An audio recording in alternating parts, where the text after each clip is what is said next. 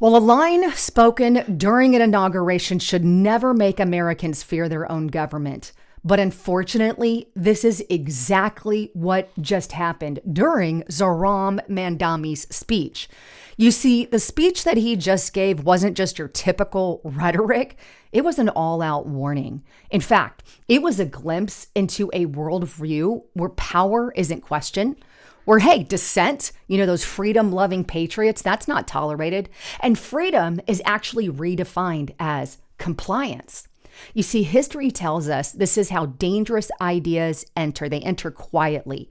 They don't enter with a loud statement. They enter with a thunderous applause and unchecked authority. And this is exactly what you're about to see. But on top of all of that, if that's not alarming enough, here's where it escalates even faster. Right now, we have officials on the left openly calling for journalists to be reported to hotlines, investigated, and potentially even jailed. And hey, not because they did anything wrong or not because the journalists broke the laws. That has nothing to do with it. How about for the fact that these journalists are simply investigating fraud? Their entire purpose as journalists is to investigate. Oh, yeah, and for asking the wrong questions. When government officials like Nick Brown, the Attorney General, suggest that journalism itself should be treated as criminal behavior, that's not accountability, folks. That is straight up intimidation. And that's what's happening right here in the United States of America right now. And the fact of the matter is, this is how free societies fall. Not with tanks in the streets, but with threats behind closed doors. When reporters are treated as suspects and investigations are labeled dangerous, corruption doesn't just survive, folks, it thrives. The press doesn't exist to protect the government. That is not our purpose. It exists to challenge it. And once that line is crossed, it rarely comes back. You see, that is what the mainstream media is doing right now. They're protecting the government. They're not challenging it. And we see this every day with the likes of CNN, MSNBC, and others. That's why today I'm breaking down exactly what was said, why it matters, and why every American, regardless of what side of the fence you're on, should be paying very close attention. Because when speech is policed and truth is punished, freedom is already on the clock. But before I go on, I want to give a quick shout out to my sponsor, Noble Gold Investments. You see, right now, if you're over 40 years old and you're planning to retire someday, the window to protect what you've built may be smaller than you realize. That is why I want to encourage you to ask yourself, is your portfolio built for what is coming next? As you saw, we could have some pretty intense things coming in the future. So I want you to be ready. As retirement moves from someday to on the horizon, protecting what you built becomes very, very important. And that's where Noble Gold Investments comes in. They can help investors reduce risk by adding gold and silver to their portfolios. Right now, I want to encourage you to give them a call at 1-877-646-5347 and let them know Lisa Haven sent you, by the way, because they are giving away what you see on the screen here is this 3-ounce silver virtue coin with any approved new qualified account. So make sure you give them my name or go to lisahavengold.com and fill out this information and they're going to send you a free wealth protection kit. By the way, there's always a risk to investing. There's never a guarantee. If you want more information and you're on your cell phone, click that more button or click the link in the description box below. All right. So let's dive in to what actually went down in Mamdani's speech that he gave at his inauguration. Now, I want to start with this. This is on AlJazeera.com. Zohran Mamdani takes oath as New York mayor with his Quran. I'm not going to call it historic because to me, it's not a historic Quran. I follow the Bible. That's my religion, but this was published by Al Jazeera. So he swears in on the Quran. Then he proceeds to give his acceptance speech, his inauguration speech. And in attendance there, by the way, were AOC and Bernie Sanders, two socialist communists, shall we say, birds of a feather flock together. But in that speech, Zohran Mamdani says one of the most chilling things that should terrify every patriot-loving American in the United States of America. Take a listen very closely to what he says here. How long these communities have existed as distinct from one another. We will draw this city closer together. We will replace the frigidity of rugged individualism with the warmth of collectivism. If our campaign demonstrated that the people of New York yearn for solidarity, then let this government foster it. Okay, I'm going to pause it right there because he said exactly what I wanted you to hear. And after he said it, there was an applause. And I'm going to repeat just that part there. I want you to really sink this in. We will replace the frigidity of rugged individualism with the warmth of collectivism. We will replace the frigidity of rugged individualism. That is everything that made America, rugged individualism. That is how we became a great country. And he's going to replace it, he says, with the warmth of collectivism. This is exactly what communist regimes in the past have done. Mao Zedong, by the way, being one of them. And he gets an applause after that. Remember when I said at the beginning of this program that most of the time these regimes with these tyrannical ideas, it comes with a thunderous applause. It doesn't come with some loud statement of, hey, we're going to, mess up all of society and usher in communism. It comes with something that sounds smooth to the ears. And they're applauding. If you live in New York, that should terrify you to the very core. But what should terrify you even more is the fact that this guy made it in and the fact that they're cheering.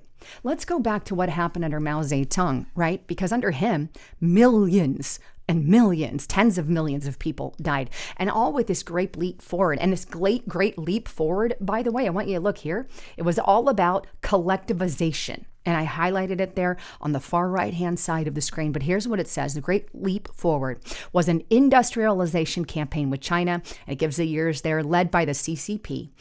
Chairman Mao Zedong launched the campaign to transform the country from an agrarian society into an industrial society through the formation of the People's Communes.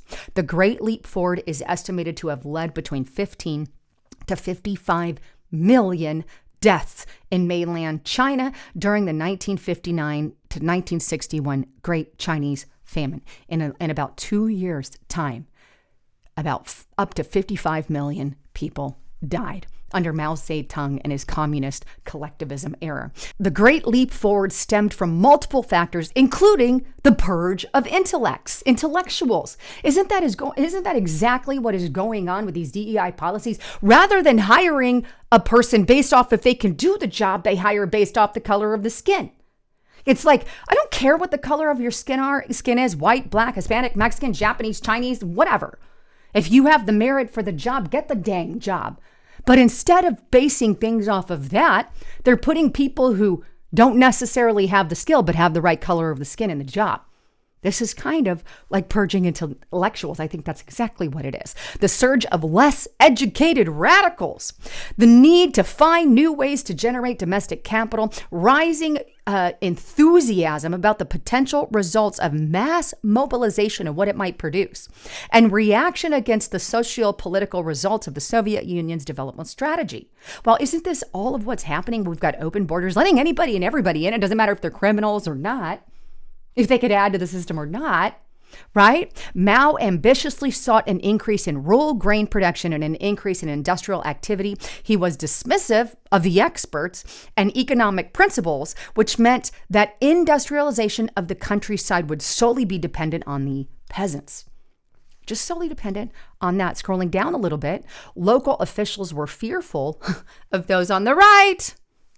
And they competed to fulfill or overfulfill quotas, which were based on his exaggerated claims and lies. Much like the Democrats today, they base a lot of stuff off of exaggerated claims and lies, collecting non-existent surpluses and leaving farmers to starve to death. Higher officials did not dare to report the economic disaster which was being caused by these policies. Sound like our mainstream media and our people today. And national officials blamed bad weather for the decline in food output or took little to no action. This is the same that the Democrats are doing today, even Republicans, by the way. Oh, we're just going to blame it on climate change. The reason there's a disaster in our food supply right now is it from the climate. How dare we say it's because of our policies? And the mainstream media is doing the same thing the officials did under Mao Zedong. They're ignoring it all. The mainstream media is not the friend of the people. Channels like mine are. So please make sure you are subscribed to this channel in every way, shape, or form. It is very imperative that you get the truth of what's going on because they don't share this in the mainstream media. The major changes which occurred in the lives of rural Chinese people included the incremental introduction of mandatory agricultural collectivization. There's that word. Mamdani basically admits that he's a communist. In my opinion, private farming was prohibited, and those people who engaged in it were persecuted and labeled counter-revolutionaries. Kind of like they're doing now with Christians. They're labeling Christians Christian nationalists. It is. You are, if you're a Christian, you're a Christian nationalist. Let's just put it that way. You believe God at the center of everything. That's what that is.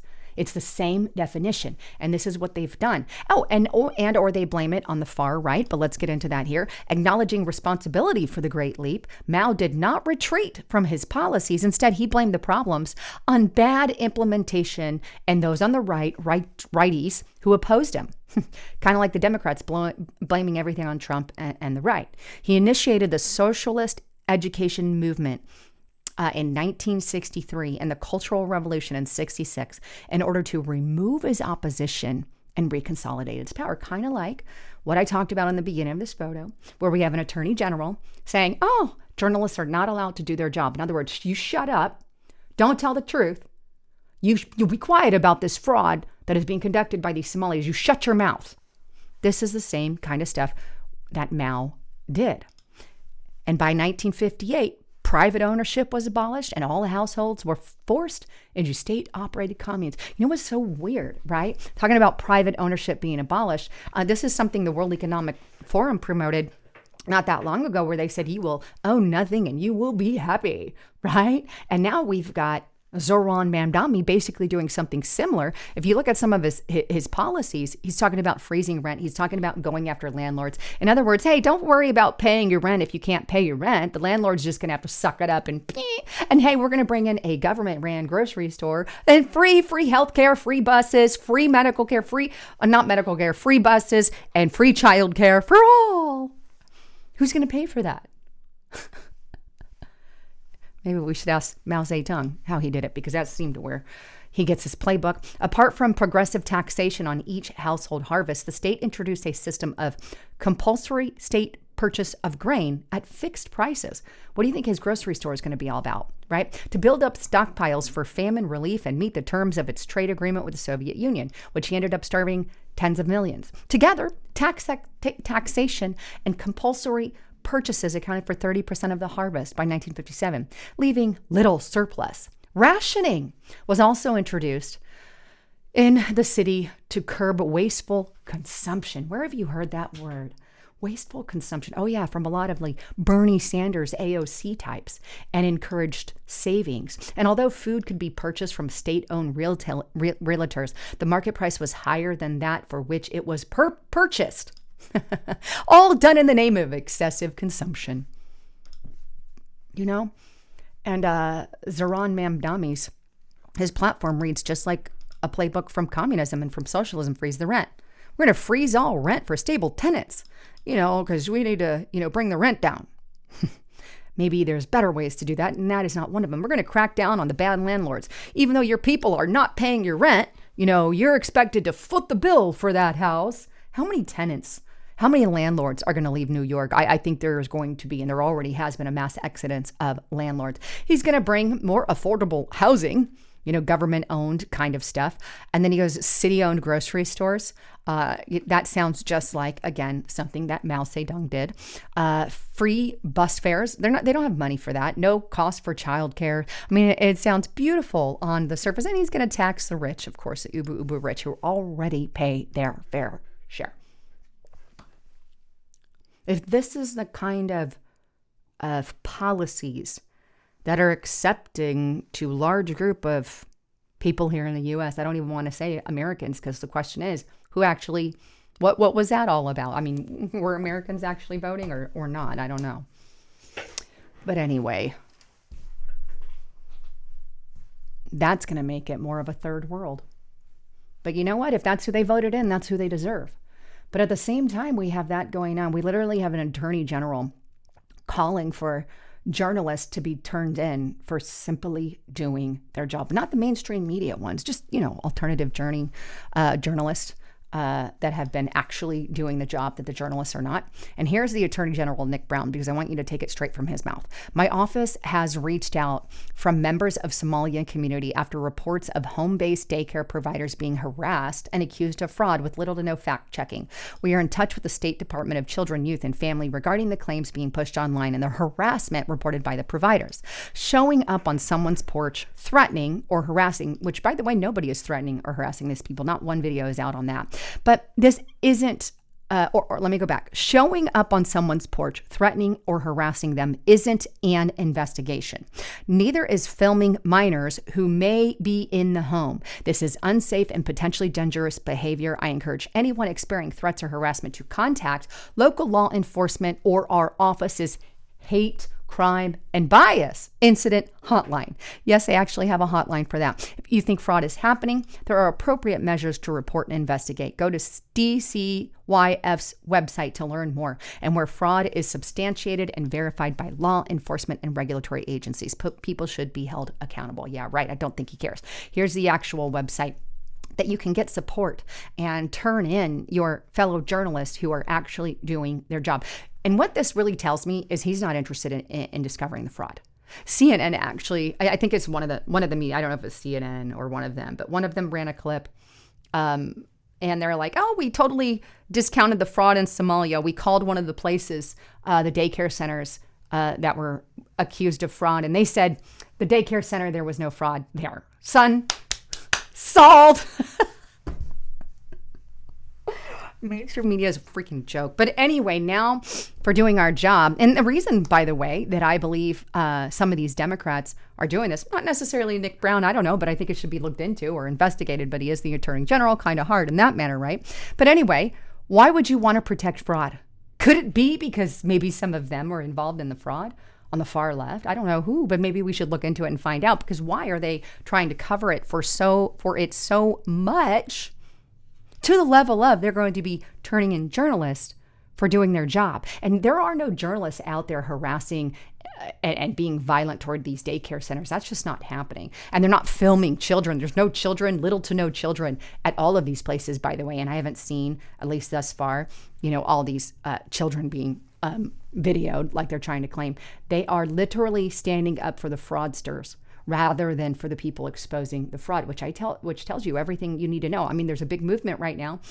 People saying, we're not going to pay our taxes. They're fed up. They're like, why? All our money goes to foreigners overseas. We send it to these wars, Ukraine and Israel and everything under the sun. And then our money is going to all these fraudsters. They can't even stop sending payments to people who have died, and some of our medical and Social Security. We're sending Social Security benefits to dead people in multiple states even. And then we've got these daycare centers who are sucking billions and millions and millions of dollars. People are done with it. And by the way, here's that hotline that they asked people to report their bias and incidents. Can you even believe something like this exists in the United States of America? And mark my words, the second a Democrat gets in charge again, you're going to have a lot of this, probably statewide, probably federal level wide. But who are you supposed to report? A person is guilty of a hate crime if they maliciously and intentionally commit one of the criminal acts listed below in whole or part. Because of the person's perception, how you view another person's race, color, religion, ancestor, national origin, gender, sex orientation, gender expression or identity, or mental, physical, or sensory disability. So if you refuse to use someone's pronouns or something to that effect, you can call that hotline and turn them in. Welcome to the United States of America. That's it, folks. This is it. And when I said, if you put both of those together, Zorahan Mamdani's claim to replace individualism with collectivism, and then you put that with the AG and some of these movements, this is all the same kind of stuff that we saw under these tyrannical regimes. What do tyrannical regimes do? Well, Mao Zedong arrested his dissenters, put them on target lists, went after them, shut them down, shut them up, threatened them with jail if they did not, threatened them with her. You fill in the blank. So did Hitler. So did many other of these tyrannical powers. And this is what we're seeing in the U.S. And it's really, really disturbing. Anyhow, I can't wait to read your comments and concerns. Thanks again for tuning in. I'm Lisa Haven, signing out.